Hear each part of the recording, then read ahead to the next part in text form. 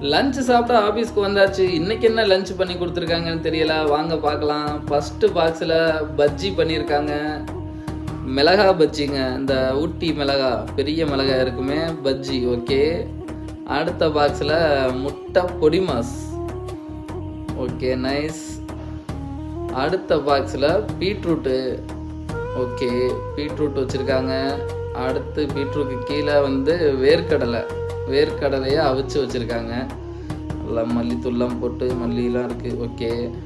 அடுத்து கேரியரில் ஃபஸ்ட்டு பாக்ஸில் என்ன வச்சுருக்காங்கன்னு பார்ப்போம். சாம்பார் வச்சுருக்காங்க.